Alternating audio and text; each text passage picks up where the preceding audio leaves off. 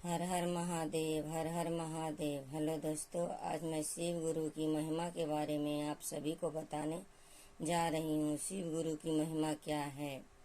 शिव गुरु की महिमा जानना बहुत ज़रूरी है, तभी तो हम शिव गुरु को गुरु बनाएंगे।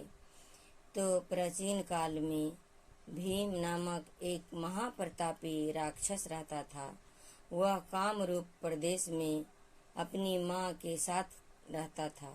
वह महाबली राक्षस राजा रावण के छोटे भाई कुंभकर्ण का पुत्र था, लेकिन उसने अपने पिता को कभी देखा नहीं था। उसके होश संभालने के पूर्व ही भगवान राम के द्वारा कुंभकर्ण का वध कर दिया गया था। जब वह युवा अवस्था को प्राप्त हुआ, तब उसकी माता ने उसके सारी बातें बताई। भगवान विष्णु के अवतार श्री रामचंद्र जी द्वारा अपने पिता के वध की बात सुनकर वह महाबली राक्षस अत्यंत शांतप्रद और क्रोध हो उठा। जब वह निरंतर भगवान श्री हरि को वध का उपाय सोचने लगा, उसने अपने अभीष्ट की प्राप्ति के लिए 1000 वर्ष तक कठिन तपस्या की। उसकी तपस्या से प्रसन्न होकर ब्रह्मा जी ने उसे लोक विजयी होने का वर दे दिया। अब तो वह राक्षस ब्रह्मा जी के उस वर के प्रभाव से सारे प्राणियों को पीड़ित करने लगा।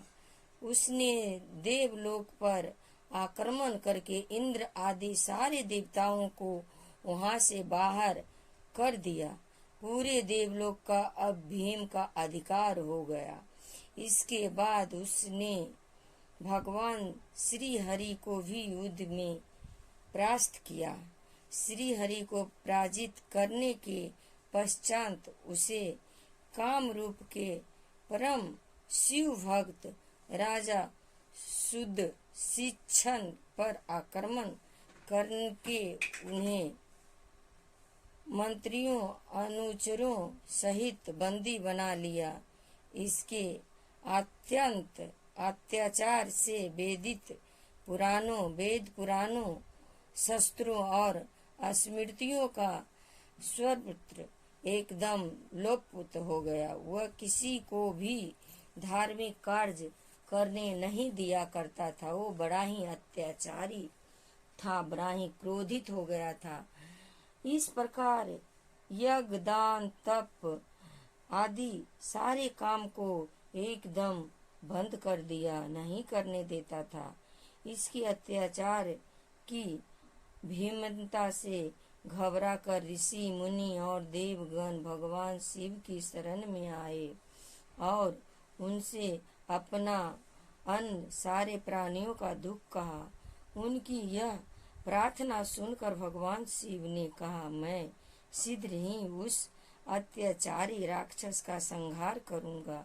इसने मेरे प्रिय भक्तों काम रूप नरेश सुदर्शन को सेवकों सहित बंदी बना लिया है। वो अत्याचारी असुर अब और अधिक जीवित रहने का अधिकारी नहीं है।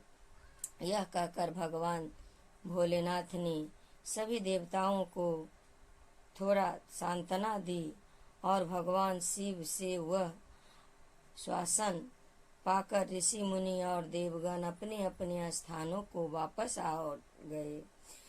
उधर राक्षस भीम ने बंदी गृह में पड़े हुए राजा सुदर्शन ने भगवान शिव का ध्यान किए। वे अपने सारे पार्थिव शिवलिंग रखकर अर्चना कर रहे थे। उससे ऐसा करते देख क्रोध होकर राक्षस भीम ने अपनी तलवार से उस पार्थिव शिवलिंग पर प्रहार किया, किंतु उनकी तलवार का स्पर्श उस शिवलिंग से हो ही नहीं पाया था कि उसने भीतर से समक्ष भूतनाथ भगवान शंकर जी का प्रकट हो गए। उन्होंने अपने हुंकार मंत्र से उस राक्षस को वहीं जलाकर भस्म कर दिया। तभी सभी ऋषि मुनि और देवताओं ने शांति का सांस लिए और फिर से यज्ञ पूजन आदि शुरुआत हुआ। सभी लोग ने शिव गुरु के जय जयकार किए और सभी शिव गुरु को पूजा किए, भगवान शंकर के पूजा अर्चना किए। जब जब धरती पे कोई भी कष्ट आता है तब भोलेनाथ ही एक ऐसे हैं जो सारे संकटों को दूर करते हैं, सारे दुखों को हरते हैं। इसके लिए तो उन्हें हर हर महादेव कहा गया है कि वो हर घर की दुख पीड़ा को दूर करते हैं। यही शिव गुरु की महिमा है, भोलेनाथ की महिमा है। जो सच्चे हृदय से भोलेनाथ की उपासना करता है, उनका ध्यान करता है, उनकी मनोकामना अवश्य पूरी करते हैं। शिव गुरु अपनी महिमा जरूर दिखाते हैं। सब लोग एक साथ बोलें, हर हर महादेव, घर घर महादेव, हर हर महादेव।